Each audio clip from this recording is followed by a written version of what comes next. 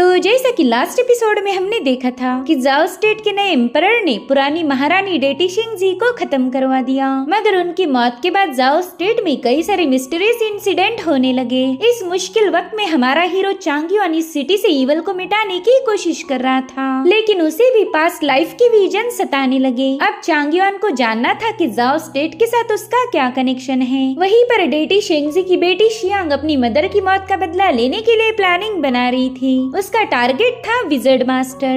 अब आगे तो इस एपिसोड की शुरुआत में हम प्रिंस जाओ शीसोंग को देख पाते हैं, जो कि कोई डरावना सा ख्वाब देखकर नींद से उठ गए थे। दरअसल लास्ट एपिसोड में उन्होंने महाजोंग घोस्ट को एक परिंदे के फॉर्म में देख लिया था। उतने में ही चांग युआन उन्हें मेडिसिन देते हुए कहने लगा कि इसे पी लीजिए, आपको इससे काफी बेटर फील होगा। तभी प्रिंस शीसोंग को लास्ट नाइट की बातें याद आती है। दरअसल चांग युआन ने समय रहते उस महाजोंग घोस्ट के अटैक को काउंटर करते हुए प्रिंस की जान बचा ली थी, इसलिए प्रिंस तुरंत ही उसका शुक्रिया अदा करने लगा।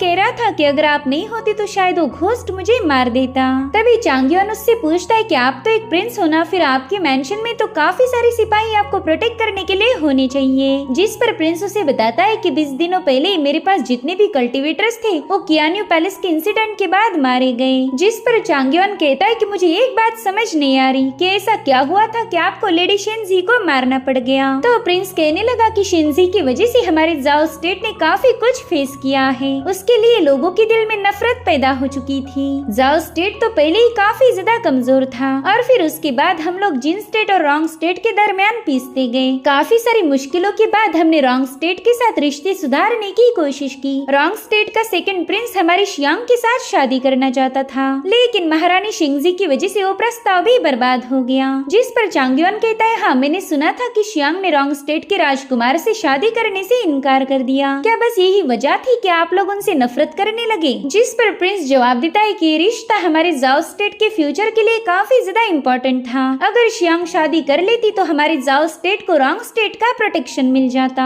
मगर शिंजी ने अपनी बेटी की बातों में आकर इस रिश्ते के लिए मना कर दिया। इनफैक्ट शिंजी ने ही अपनी बेटी को जाओ स्टेट से भागने की अनुमति दी थी, जिसके चलते 3 सालों तक हमारे जाओ स्टेट ने कई सारे मुश्किलों का सामना किया। और फिर 1 महीने पहले जिन स्टेट में मौजूद डेटी को डिवाइन रॉल्म से एक ऑर्डर मिली। उस डेटी को बताया गया कि उस औरत को खत्म कर दो जिसने जाओ स्टेट को तबाही की कगार पर ढकेल दिया। ये सुनते ही चांग युआन काफी ज्यादा हैरान हो गया और उससे पूछ रहा था कि भला इस मसले में डेटीज इंटरफेयर क्यों करेंगे, एक मामूली से स्टेट के अफेयर्स में डिवाइन रॉल्म ने इंटरफेयर क्यों किया। मगर इसका जवाब तो प्रिंस के पास भी नहीं था। वो कहता है कि डिवाइन रॉल्म ने हमें बताया था कि अगर हम शिंजी को खत्म करने में डिवाइन रॉल्म की मदद करें तो डिवाइन रॉल्म भी बदले में हमारे जाओ स्टेट में चल रही बैटल को खत्म कर देगी। साथ ही जाओ स्टेट को जिन स्टेट के साथ जोड़ दिया जाएगा, यानी कि फ्यूचर में जाओ स्टेट को प्रोटेक्ट करने की जिम्मेदारी जिन स्टेट पर होगी। साथ ही साथ महारानी शिंजी पर हमला करने के लिए एक पेंटेड ह्यूमनॉइड पपेट को भी सीक्रेटली जाओ सिटी में लाया गया था। दरअसल वो पपेट बस एक वेसल था ताकि खुद डेटी उसमें डिसेंड होकर शिंजी को खत्म कर दे। जिस दिन हमने कियान्यू पैलेस को घेर लिया था उसी दिन वो पपेट अचानक से जिंदा हो गया। हमें डिवाइन रॉल्म ने बताया था कि कैंडल जलाकर डेटी को समन करना, तो जैसे ही मैंने कैंडल जलाई डेटी उस पपेट में समा गया। उसने आते ही शिंजी के महल पर अटैक कर दिया था। इस दुनिया में कोई इतना पावरफुल नहीं था कि जो शिंजी को मार पाए, मगर डेटी को एक डेटी ही मार सकता है। अब प्रिंस सिटी में पेट्रोलिंग के लिए जा रहे थे, यानी कि सिटी में क्या चल रहा है वो उसे चेक करेंगे। तो चांग युआन उनसे कहने लगा कि प्लीज मुझे भी अपने साथ ले चलिए ताकि रास्ते में मैं आपको प्रोटेक्ट करूंगा। जो सुनते ही प्रिंस तुरंत ही राजी हो गया। अब ये लोग सिटी में पहुँच गए, जहाँ पर प्रिंस ने जियांजी हॉल के बारे में बताता है। वो कह रहा था कि यहाँ हमारे सिटी का सीक्रेट वॉल्ट है जिसमें तुम्हें जाओ स्टेट के इतिहास के सारे रिकॉर्ड्स मिल जाएंगे। वहाँ पर चांग युआन को बहुत ही स्ट्रॉन्ग स्वॉर्ड और किलिंग इंटेंट महसूस हो रहा था। तो प्रिंस उसे बताता है कि जाओ स्टेट लगभग 500 सालों पहले एस्टेब्लिश हुआ था, तो इसी जियांजी हॉल में ढेर सारे ऐसे वेपन्स है जिनका हम जंग में यूज कर सकते। मेरे ख्याल से वो स्वॉर्ड और किलिंग इंटेंट आपको उन्हीं वेपन्स में से महसूस हो रहा होगा। अब ये लोग सिटी को एक्सप्लोर करते हुए चीफिंग लेक के पास पहुँच गए। प्रिंस बताता है कि जाओ स्टेट को 2 माउंटेन्स के बीच में बनाया गया है, जो कि काफी ज्यादा मुश्किल था। अब लेक से एक रास्ता सीधे स्टेट प्रिसेप्टर के घर जाता है, जिनका नाम है मास्टर गोशी। वही हमारे जाओ स्टेट के फॉर्चून को झेलते आए हैं। अब जैसे जैसे जाओ स्टेट बर्बाद हो रहा है, वैसे ही मास्टर गोशी भी मौत के करीब जा रहे हैं। जिस दिन जाओ स्टेट डिस्ट्रॉय होगी, मास्टर भी उसी के साथ मारे जाएंगे। ये सुनकर चांगयोन काफी ज्यादा सरप्राइज्ड हो गया। वो कह रहा था कि अगर मास्टर गोशी इस सिटी के फेट को होल्ड करते हैं, तो फिर उस वुडो मास्टर या फिर विजर्ड का क्या रोल है। जिस पर प्रिंस बताता है कि वुडो मास्टर इस सिटी को गार्ड करते हैं। अगर हमारी इंपीरियल सिटी बर्बाद हो गई, तो उसका बैकलैश मास्टर विजर्ड को भी झेलना पड़ेगा। उतने में ही एक सिपाही प्रिंस को बताता है कि लॉर्ड सॉन्ग आपसे मिलना चाहते हैं। जो सुनते ही प्रिंस उससे मिलने के लिए निकल पड़ा। वहीं पर चांगयुन अपनी जूनियर शाओलिंग के साथ सिटी को एक्सप्लोर करना चाहता था। तभी प्रिंस उससे पूछते कि क्या आप मुझे बता सकते हो कल रात क्या हुआ था। जिस पर चांगयुन कहने लगा कि बस एक छोटा सा घोस्ट आपको मारना चाहता था, मगर मैंने उसे रोकते हुए आपकी मदद की। ये इतनी भी बड़ी बात नहीं है, तो प्लीज इसके बारे में ज्यादा मत सोचिए। इधर शाओलिंग कह रही थी कि पता नहीं महारानी शेंजी कैसी दिखती होंगी। यहाँ पर तो हर कोई उनकी रिस्पेक्ट करता था, जरूर से वो काफी ज्यादा पावरफुल होगी। जिस पर चांगयुन कहने लगा कि अगर तुम भी अपनी कल्टीवेशन पर फोकस करो तो शायद उनके जैसी ही पावरफुल बनोगी। तुमने तो काफी कम उम्र में ही अपनी इनिट स्पिरिट को फॉर्म कर लिया। ये कारनामा बहुत ही कम लोग कर पाते हैं, इसलिए खुद को कभी कम मत समझना। तभी शाओलिंग उससे पूछती, सीनियर क्या आपके पास भी इनिट स्पिरिट है। उसी वक्त चांगयुन को अपने पास्ट की मेमोरीज नजर आने लगी। वो उसे बताता है कि मेरा इनिट स्पिरिट अब एग्जिस्ट नहीं करता, वो जा चुका है।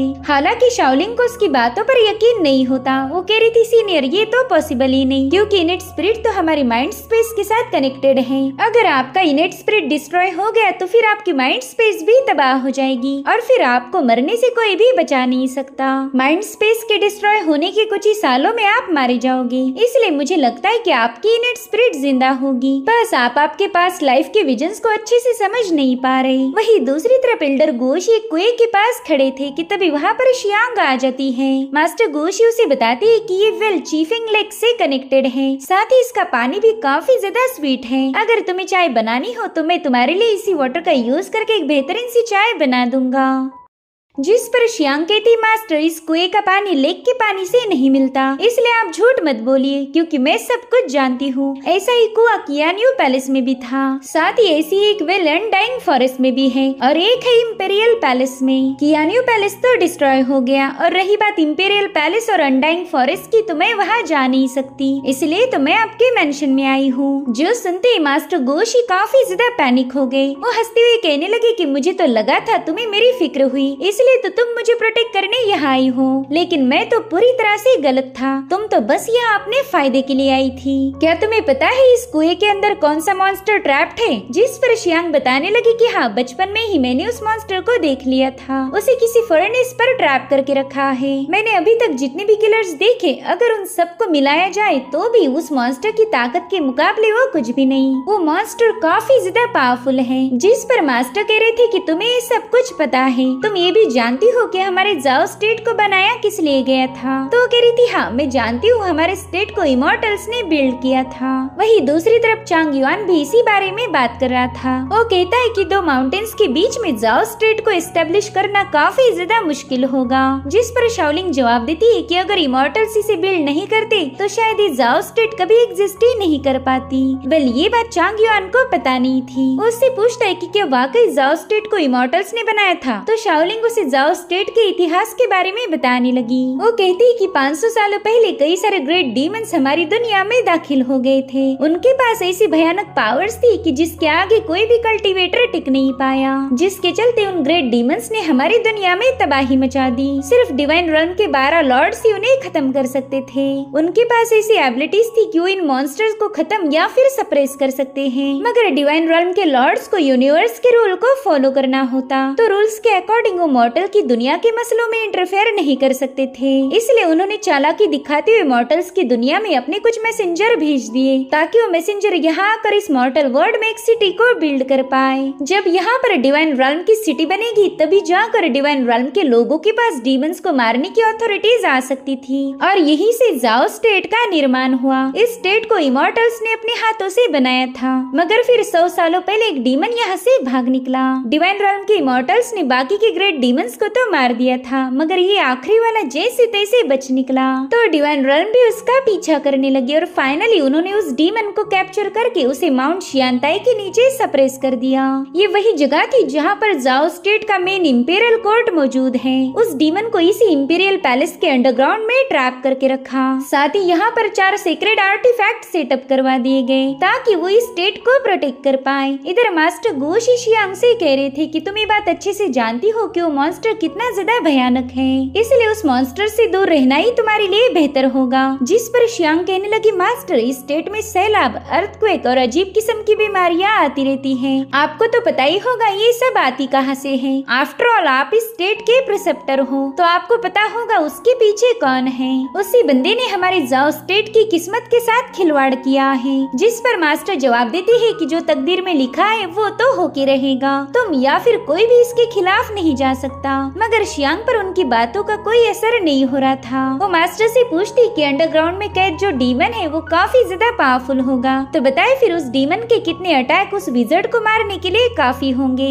हालांकि ये सब सुनकर ही मास्टर काफी ज्यादा पैनिक हो गए। वो शुआंग से कह रही थी कि प्लीज ऐसी बातें मत करो, तुम उस विजर्ड मास्टर को कोई नुकसान नहीं पहुंचा सकती। वो हमारी सिटी का गार्डियन है, वही बंदा हमारे जाओ स्टेट की आखिरी डिफेंस लाइन है। अगर वो तुम्हारी वजह से मारा गया तो बताओ फिर हमारे जाओ स्टेट को उस डीमन से कौन बचाएगा। मगर शियांग इस पर कोई जवाब नहीं देती। तो मास्टर कहते, क्या तुम वाकई अपनी माँ शिंजी की मौत का बदला लेने के लिए हमारी पूरी स्टेट को कुर्बान करना चाहती हो। जिस पर शियांग कह रही थी कि मैं जाओ स्टेट में शांति कायम करते हुए इसे दोबारा से रिस्टोर करूंगी। अब इससे पहले कि वो मास्टर शियांग को रोक पाए, उसने तुरंत ही वहाँ मौजूद कुएं में छलांग लगा दी। साथ ही वहाँ पर एक सर्वेंट आकर मास्टर को बताने लगा कि मेरे पास एक बहुत बुरी खबर है। दरअसल हमारे जाओ स्टेट पर लगा हुआ इंपीरियल सील हट चुका है, पता नहीं किसने उसे रिमूव किया होगा। ये सब सुनकर तो मास्टर पूरी तरह से टूट गए। वो कह रही थी कि ये सभी लोग पागल हो चुके हैं, ये अभी सिटी को बर्बाद करके ही दम लेंगे। वही दूसरी तरफ शाओलिंग चांगयुआन को बता रही थी कि पुरानी कहानियों में यही बताया गया कि जाओ सिटी के नीचे एक ग्रेट डीमन ट्रैप है। अगर वो आजाद हो गया तो फिर ये बची कुची सिटी भी डिस्ट्रॉय हो जाएगी। और उतने में उनकी नजर पड़ी एक कैरेज पर, जो कि जाओ सिटी के एम्परर से मिलने के लिए पैलेस के सामने पहुंच गई थी। एम्परर का तो उस बंदी को देखते ही पाँव फिसल गया। वेल इस बंदी का नाम है लूजिया और ये टियानको पिक के सोड हेवनली सेक्ट की लीडर थी। एम्परर तो बस उसे घूरे जा रहा था। वो उसे बताता है कि मैंने आपके लिए दावत का इंतजाम कर दिया है, तो पहले हमें आपकी मेहमान नवाजी का मौका दीजिए। मगर लूजिया ने तुरंत ही इसके लिए मना कर दिया। वो कह रही थी कि इसकी कोई जरूरत नहीं, फटाफट से हम यहाँ का काम पूरा करेंगे। मैं जल्द से जल्द उस हॉन्टेड पैलेस को देखना चाहती हूँ। वेल लूजिया की रिफ्यूजल की वजह से एम्परर की काफी ज्यादा इंसल्ट हुई थी, मगर वो लूजिया के खिलाफ एक लफ्ज भी बोल नहीं सकता क्योंकि वो बंदी काफी ज्यादा पावरफुल है। इधर चांगयुआन शाओलिंग को बता रहा था कि शायद यही वो इमॉर्टल होगी जिसे इन लोगों ने यहाँ के प्रॉब्लम्स को हल करने के लिए इनवाइट किया था। हमने भी जाकर उससे मिल लेना चाहिए। लेकिन शाओलिंग को ये बात बिल्कुल भी पसंद नहीं कि चांगयुआन किसी खूबसूरत लड़की के करीब जाए, इसलिए गुस्से में वहाँ से रवाना हो गई। इधर विजर्ड अपने स्क्रोल पर कुछ देख रहा था कि तभी उसका सर्वेंट उसे बताता है कि लूजिया यहाँ पर पहुँच चुकी है। वो बंदी सोड हेवनली सेक्ट की लीडर है, तो फिर वो हमारे जाओ स्टेट के मसलों में टांग क्यों अड़ा रही। जिस पर विजर्ड कहने लगा कि ये तो बस शुरुआत है, अब यहाँ पर कुछ और भी कल्टीवेटर्स आ जाएंगे, फिर देखते हैं कि उनमें कितना दम है। वैसे जिन और रॉन्ग स्टेट्स के हमारे असासिन्स भी यहाँ पर आने वाले थे, तो बताओ उनका क्या हुआ। जिस पर वो बंदा कहता है कि हमारी प्लानिंग पूरी तरह से रेडी है, जैसे शियांग प्रिसेप्टर मास्टर के मेंशन से बाहर आएगी उसे बेरहमी से मारा जाएगा।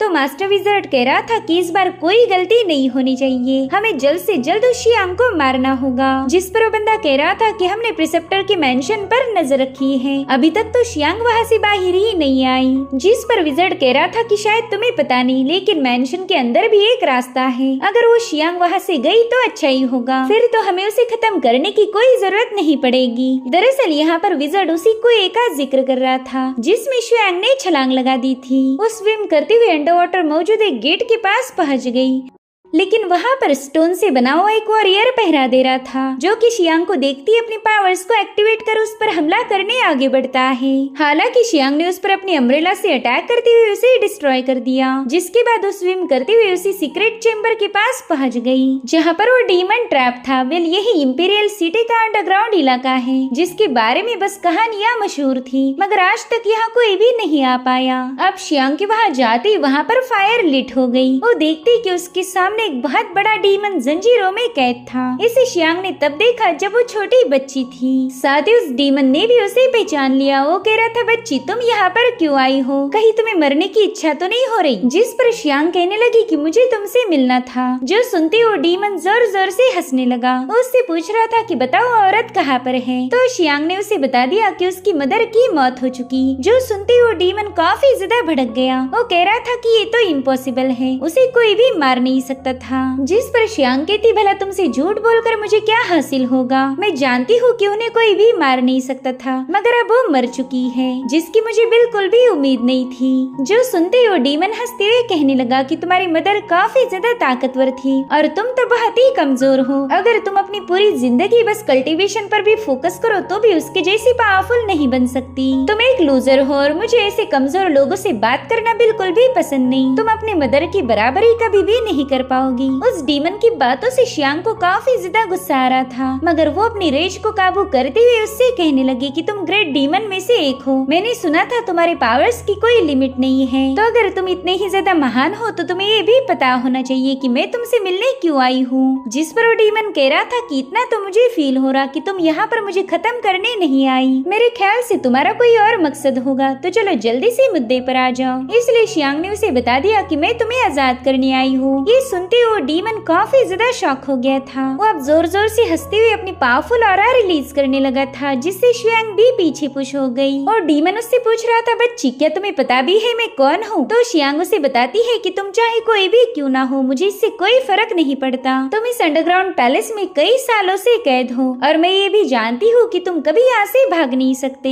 जिस पर वो डीमन गुस्सा होते हुए कहने लगा कि अगर उस वक्त डिवाइन रेल्म के मैसेंजर मुझ पर हमला नहीं करते तो शायद मैं कभी यहाँ पर ट्रैप नहीं होता। किसी और में तो इतना दम ही नहीं कि वो मुझे सप्रेस कर पाए। तभी शियांग उसे बताती है कि तुम्हारे पास टोटल 6 डिवाइन सोल्स हैं, जिन्हें हेवनली फेट की 6 जंजीरों से लॉक कर दिया गया था। अगर तुम चाहो तो मैं अभी उनमें से एक चेन को अनलॉक करके तुम्हारी सोल को रिहा कर सकती हूँ। जो सुनते उस डीमन के चेहरे पर एक ईवल स्माइल आ गई। वो उससे पूछता है कि क्या तुम्हारे पास इन जंजीरों को खोलने की चाबियां हैं? तो शियांग बता रही थी कि इसके लिए 4 चाबियों की जरूरत पड़ेगी और मैं उन चारों चाबियों के लोकेशन के बारे में जानती हूँ। तो डीमन उसे बताने लगा कि पहली चाबी स्टेट प्रिसेप्टर के मेंशन में थी, जिसका नाम है मास्टर गोशी। दूसरी है विजर्ड के पैलेस में, तीसरी है कियान्यू पैलेस में और चौथी है इंपीरियल पैलेस में। जो सुनते शियांग कह रही थी, देखो तो तुम्हें भी उन चाबियों के लोकेशंस के बारे में सब पता है, मगर फिर भी तुम कभी खुद को आजाद नहीं कर पाए। इसका मतलब ये हुआ कि यहाँ से निकलना तुम्हारे बस की बात नहीं। अगर तुम्हें कर पाते तो भला इतने सालों से यहाँ अंडरग्राउंड में कैद ही क्यों रहते? मुझे तो लगा था ग्रेट डीमन बहुत ज्यादा भयानक होगा। लोग तो तुम्हारी पावर्स की काफी ज्यादा तारीफें करते हैं, मगर आज पता चला कि तुम भी एक लूजर हो।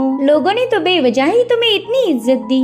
तभी वो डीमन उससे कहने लगा कि इन 4 चाबियों का यूज करके मैं अपनी 4 डिवाइन सोल्स को रिलीज कर पाऊंगा। और रही बात बाकी 2 बचे हुए सोल्स की, तो उन्हें आजाद कैसे किया जाए इसका मेरे पास एक जुगाड़ है। मगर लड़की, मेरे आजाद होने से इस दुनिया पर उसका क्या असर होगा ये तुम्हें पता है ना? तुमने मुझे रिहा करने से पहले अंजाम के बारे में सोचना होगा। जिस पर शियांग कह रही थी कि मैं तो बस तुम्हारा यूज करना चाहती हूँ। इस आजादी के बदले तुम्हें मेरा एक काम करना होगा। एक पर्सन है जिसे मैं तुम्हारे हाथों खत्म करना चाहती हूँ। तो बताओ क्या तुम इसके लिए राजी हो? अब वो डीमन कोई जवाब दे पाई इससे पहले ये एपिसोड यहीं पर एंड हो जाता है। Thank you so much for watching. Bye bye, take care.